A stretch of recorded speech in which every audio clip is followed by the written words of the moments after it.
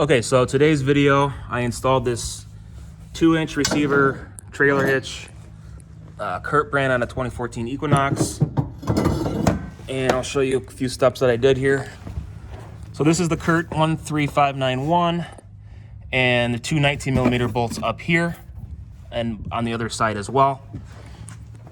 Up here, these were a little bit trickier to get to, so you have to use an extension. You can actually just slightly pull off the bumper cover, or just adjust it, I should say, finagle it, so that you can get the extension in there on each side.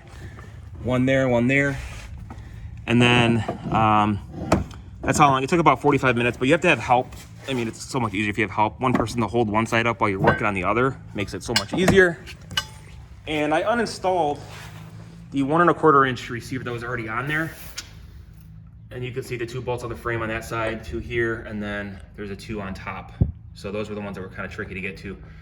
Obviously, it was rusty. It was a pain in the butt to get off, but I did a video on that previously. So I got this trailer hitch from eTrailer.com, under $150 shipped. Ships from, I think, Wentzville, Missouri, or somewhere around there, somewhere around St. Louis. Took a couple days to get here via UPS. And here's the instructions that it came with. So it's for models the 2005 to 2017, and then also for the Terrain and the Saturn View, it looks like, and the Torrent. So this is the hitch. That's the instructions that they came with. 19-inch socket, which is what I have here with the extension, which you'll need. Now, I had, because there was a hitch on it previously, I didn't need to install these carriage bolts that it came with.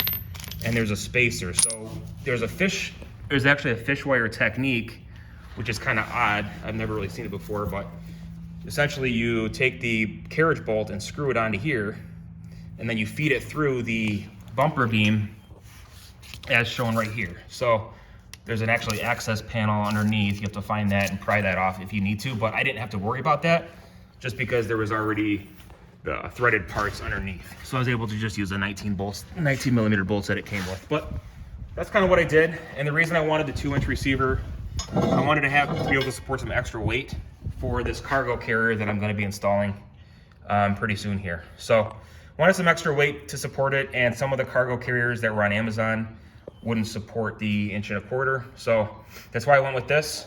And all in all, pretty decent install. Just make sure you have some help and line everything up. Don't tighten the bolts. Put them in loosely before you tighten them any of them down, because you'll have to finagle the hitch in place on both sides. So all in all, that's pretty much what I did. Pretty good service from eTrailer.com. Good price and good reviews. That's why I went with them.